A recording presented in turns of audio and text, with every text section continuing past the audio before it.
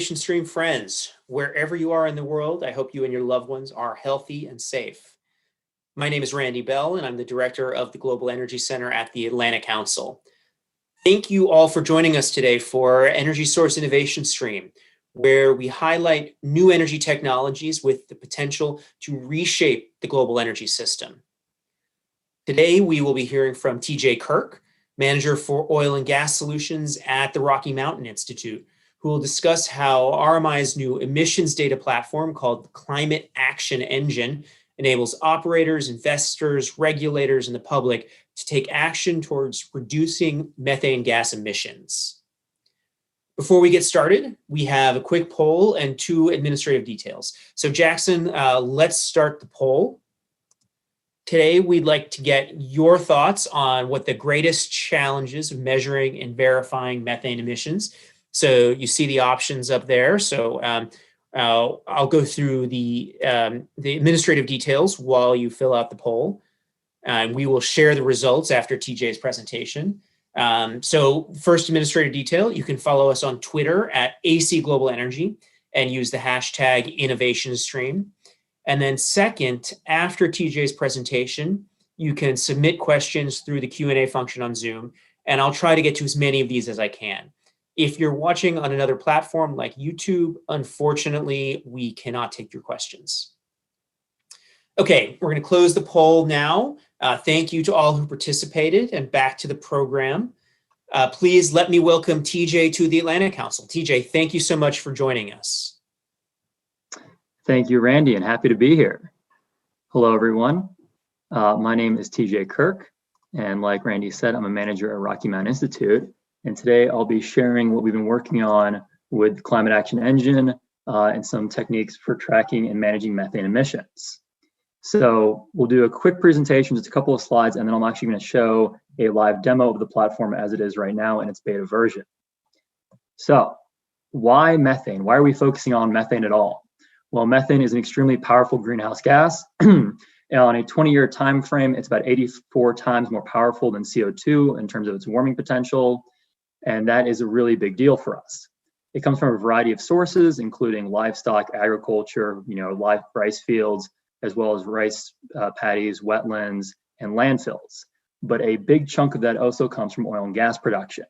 And unlike the others, oil and gas production is a very concentrated area where you can really find some of these point source areas, as well as understand what infrastructure might be leaking or venting methane into the atmosphere. So we've decided to really concentrate our efforts in that space.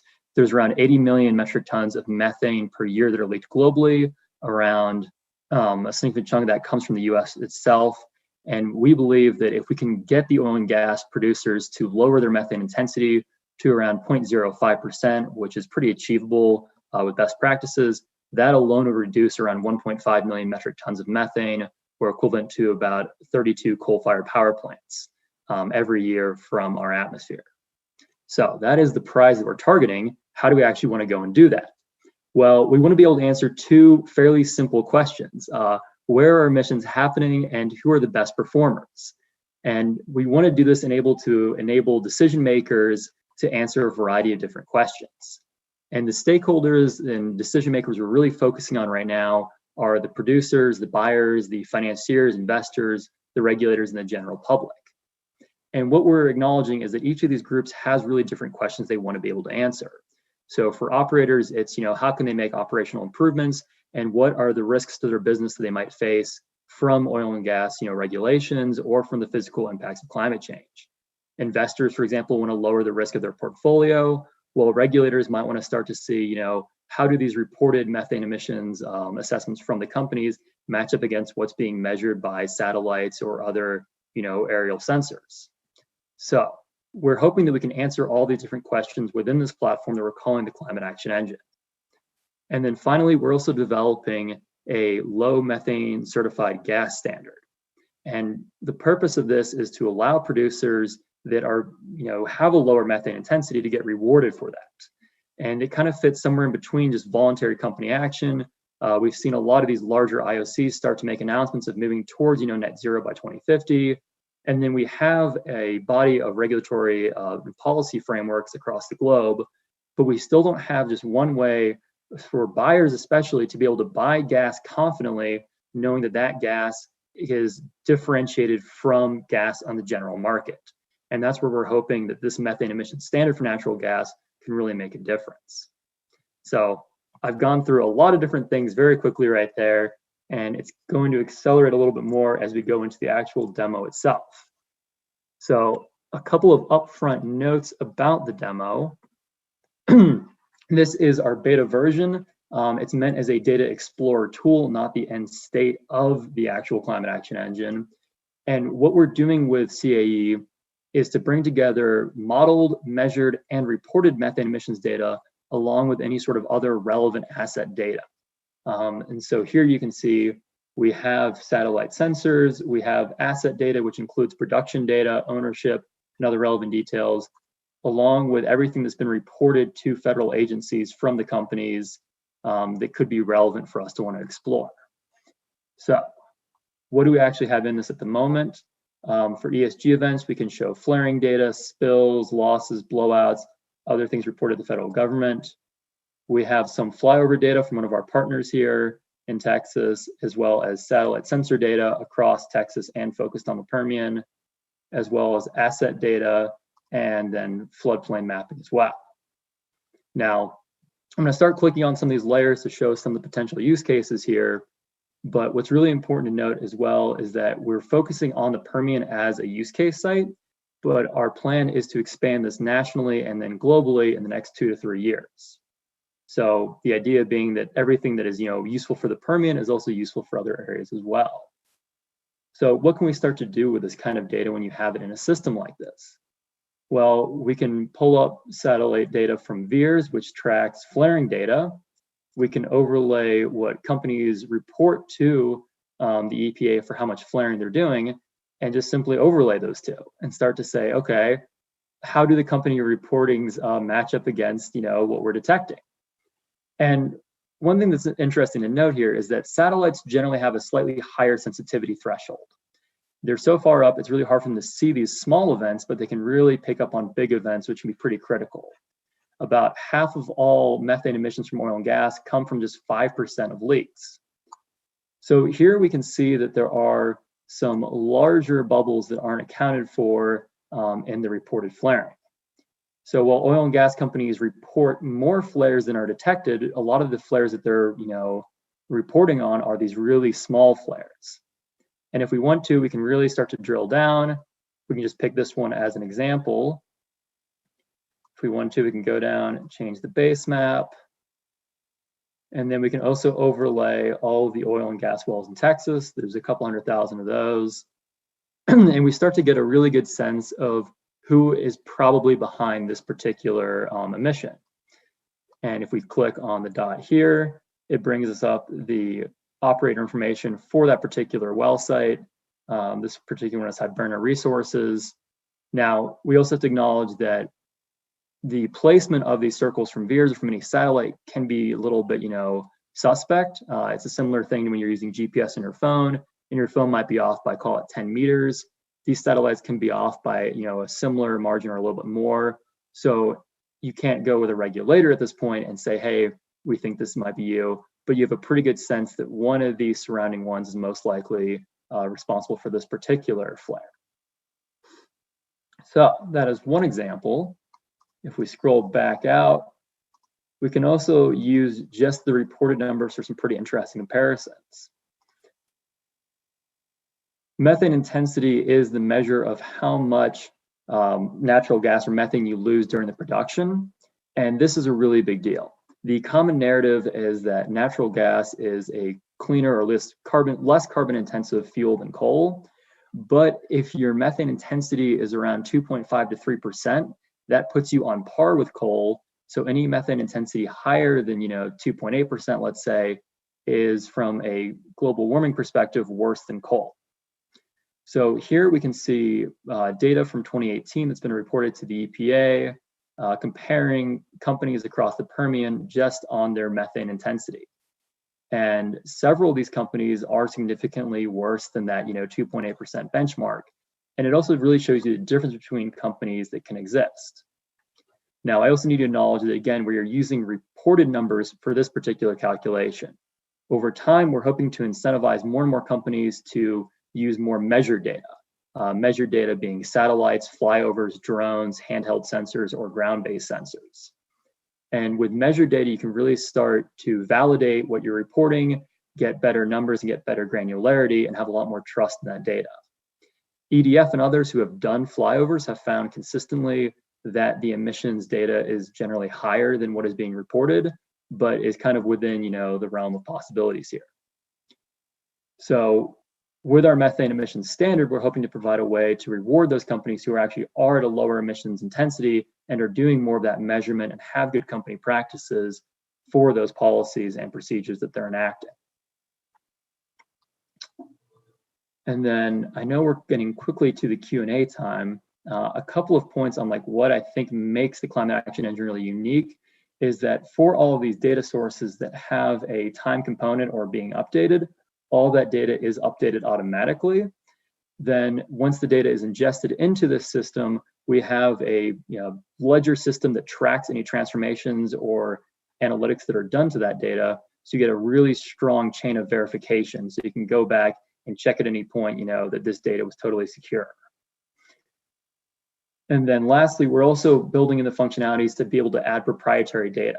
So again, almost all of this data is the public-facing data that anyone could have access to. It just hasn't been cleaned up or put into the same place to compare. But once you have companies, investors, or others that have their own data sources they can bring into this, it becomes a really powerful tool then for whatever use case they want to apply it to. And then the final thing I want to show right now before we get to Q&A is that we're also starting to think about not just the impacts oil and gas is having on climate, but also flipping that around to say, well, what are the impacts that climate will have on oil and gas? And the first one we're looking at is the potential impact of flooding. So using the flood risk layers and with the oil and gas assets, we can get a flood risk summary that can be a little bit slow to load sometimes. So I went ahead and tried to put it up on a separate screen as well. And here we can see how much production is at risk from flooding over a 30-year period. So assuming that a well site might be hit by a flood and then production would have to close down for that well, how much production is at risk for companies in the Permian? And these are the top 5 companies at risk for that particular threat. So I know I've gone through a lot of things, but I think I'm right at time for Q&A. So I'm going to stop sharing my screen for the moment and then turn it over to Randy to moderate the Q&A. TJ, thank you so much. That's really, really fascinating. What a fantastic effort. And we're looking forward to seeing how this gets developed beyond Texas into the rest of the country and hopefully the world. It could just be really valuable as we try to reduce methane emissions. If you're interested in asking questions from the audience, please feel free to put them in the Q&A and we'll get to as many as we can. First question from me though, the tool requires at least some cooperation with the oil and gas industry. How does that work? Particularly given that you see a divide in the industry between some of the larger companies that really want to see methane regulations and recognize the need to reduce fugitive methane and flaring, and some of the smaller companies that have been opposed to methane regulations and supported the Trump administration's rollback of methane regs. So we've been working hand in hand with the industry to develop this. We currently have a informal user advisory board made up of some of the really large IOCs to help us, develop what are the valuable use cases for them. And even though we've had, some reluctance from, smaller companies, like you said, we've actually had some embracement from them as well, saying, hey, as a smaller company, we can pivot a lot quicker. We think our products are better. We want you to help us prove that our products are better. So we're trying to help enable that competition between companies and then really, focusing on the iterative process here, right? That we'd like to see those regulations come back. But in the absence of those regulations, how can we continue moving forward and developing tools and standards that companies can still adopt? Got it. Now the data becomes a big challenge. You're going to be working with a lot of data from a lot of different sources. how do you think about the data sources that you have, comparing different sources, apples to oranges, checking on their data quality, et cetera? How do you work on that? That is a $1 million question, actually probably a couple $1 million question. Over time, we hope to pull in more and more of these sources and start to develop, what are the trusted layers, quote unquote. So, there's Project Astra happening around Haynesville with BP, where they're comparing a bunch of these different sensor technologies against each other to then say, how accurate are these measurements, relative to each other. And then that would be how we can expand into what we're calling, like low trust or higher risk areas. So some basins, especially, Eastern Europe or in Asia, just simply don't have the quality of data that the Texas Railroad Commission provides. So when we go into those areas of specific knowledge, we just won't have access to as much data, but we still get that same satellite data sensors going overhead. So if we can compare the satellite sensors to the ground-based sensors and start to get a feel for how good are these things, and then understanding just the simple physical characteristics of the basin, you can really model pretty accurately what are the associated emissions. Got it. Now we have two good follow-on questions from the audience. So first, just on the satellite data, what is the state of satellite observation of methane leaks and venting, and is that data publicly available? So some of it is publicly available. There are quite a few sensors that are live now. GoSat and a couple others, started out and had pretty poor resolution. Right now, we have the European Strapomi satellite, which gives you a 7x7 block. And I forgot to show that one, but we have that for Texas ingested. Then Methane Sat from EDF, just received $100 million from Jeff Bezos to go ahead and launch. But I also want to emphasize that the satellites themselves really aren't a silver bullet. The resolution is generally too high to detect to like the smaller emissions. So even though you can get those large emissions that account for, let's say half of all emissions, there's going to still be a number of smaller leaks, thief hatches being open that account for a good amount of emissions that are really hard to, figure out exactly where it's happening with a satellite.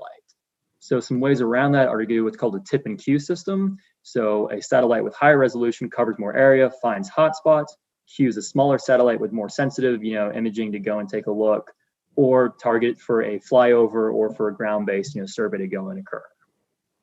So it really requires multiple ways of monitoring to try to really get at the entirety of the problem. Yes, the ideal system does incorporate multiple layers.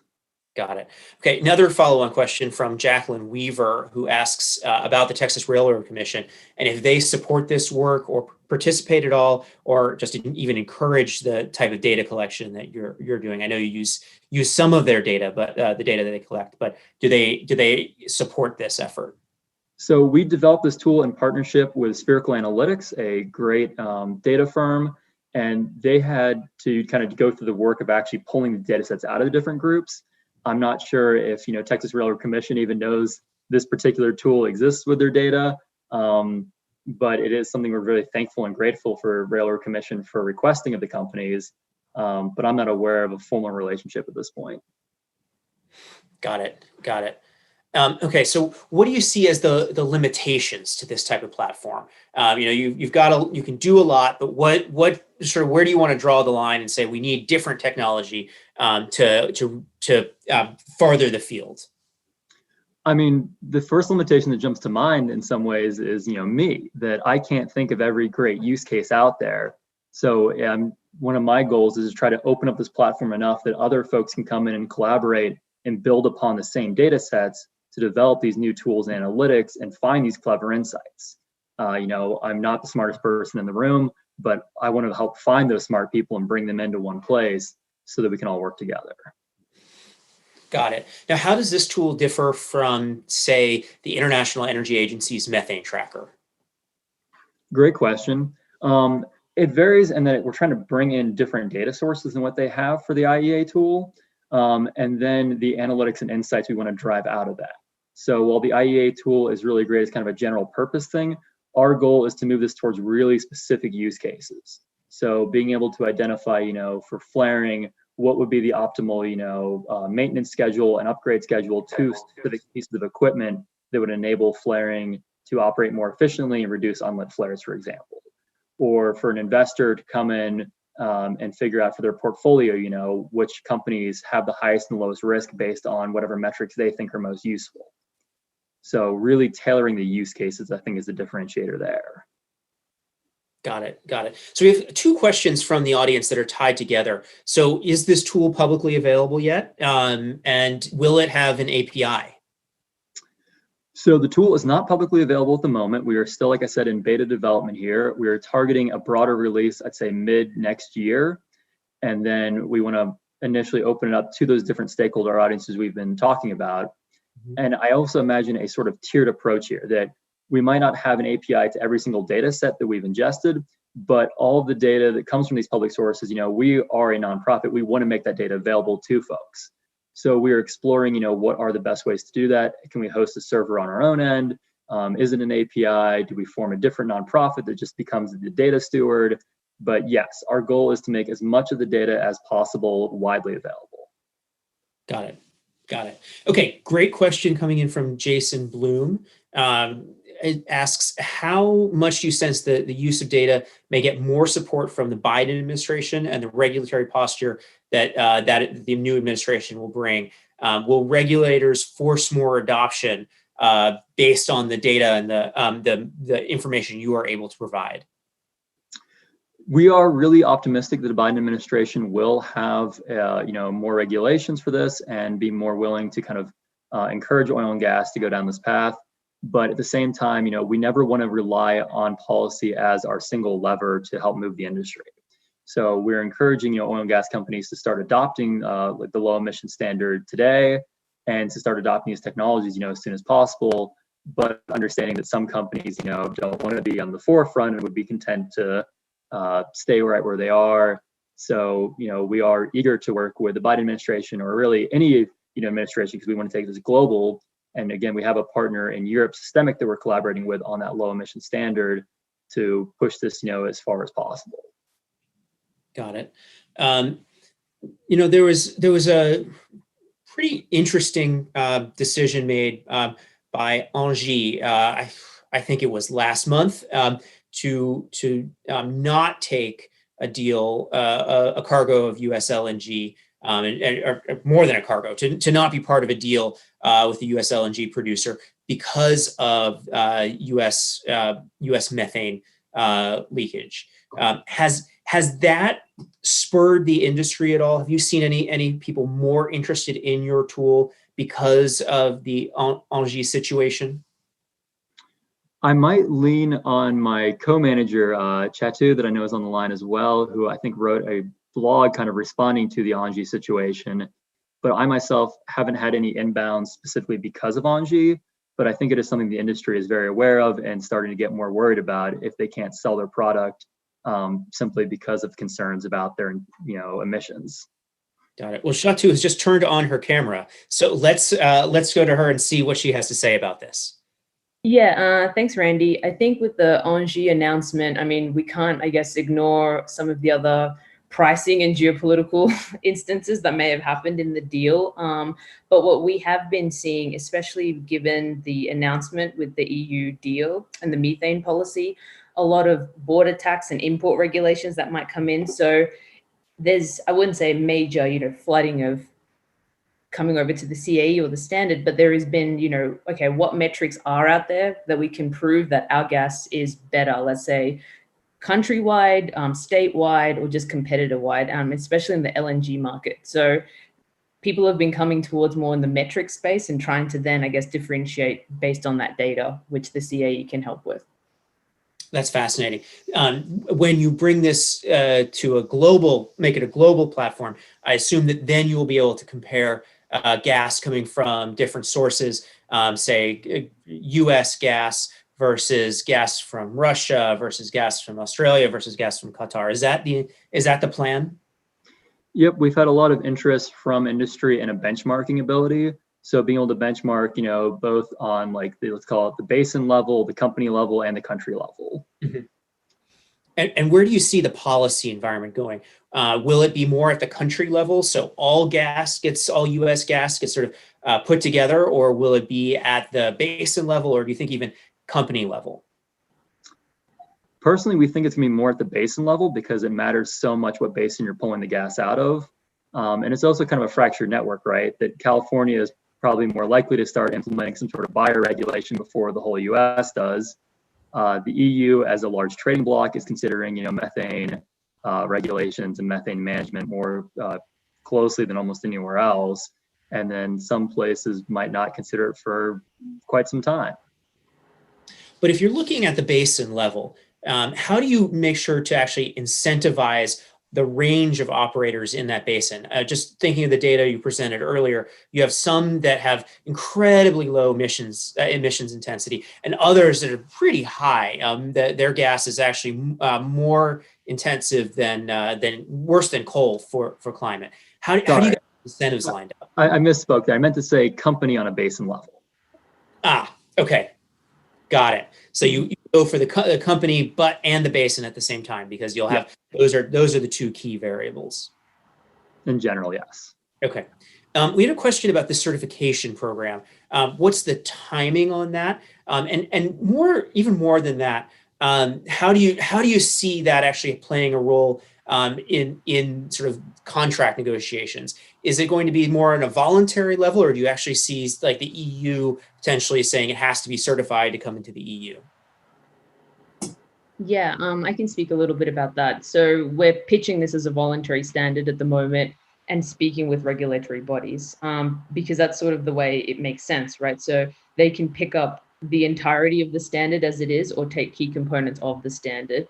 We're pretty open to that. The pillars and the basis that we've based the standard on, that as a timeline, we've been going through reviews. So that's, going through the NGO community, many of the major producers, as well as utilities, talking about that process. And we're at the stage now where we have an onshore standard and a certification process, which we're also hoping to run a pilot. So the next 6 months or so, we're looking at, volunteers in terms of producers and buyers to actually test this thing on the ground, see, the logistics of it and see if that works, as well as the, the certificate, the registry, and all of those sort of administrative blocks of the standard working. So we're hoping for a formal release next year after the pilot. Fascinating. That's fantastic. Okay, we're going to take one more question from the audience, and then it's about time to wrap up. And it's a question about EDF and their methane sat data. Are you speaking with them about incorporating their data into the platform? And when do you think that will start to come available? I mean, we've been in regular communication with the EDF. We have a lot of respect for the work that they're doing, and it's very much, kind of complementary to the work we're doing. We don't have a formal plan to, bring their data in, because I think the satellite is at least 2 years away from launching, though I will not claim to be an expert, so please don't go and say that, I was wrong, because I'm sure I am. But yes, when that data is available, we'd love to bring it into the platform. Got it. Thank you very much, TJ. A real pleasure. And Chathu, thank you for joining us. That was a wonderful surprise. But really appreciated bringing in your perspective as well. Thank you to everyone in the audience for being here today. We really appreciate you continuing to join Innovation Stream and continuing to ask questions. You can connect with TJ on LinkedIn and at the Rocky Mountain Institute on Twitter at Rocky Mountain Institute, MTNINST.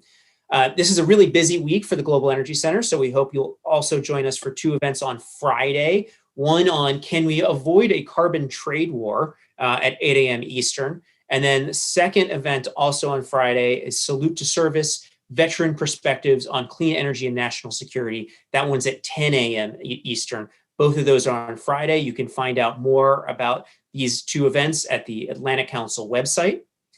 There's not going to be an episode of Innovation Stream next week because it is Thanksgiving week for us in the United States. But we have exciting programming planned for December, so please stay tuned for future episodes.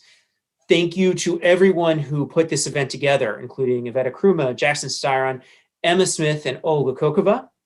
This presentation will be available on the Atlantic Council website, YouTube, Facebook, and Twitter, so please do share it with your colleagues. Thank you again, TJ, for joining us, and thank you everyone out in the audience. Really appreciate all the time you spend with the Atlantic Council.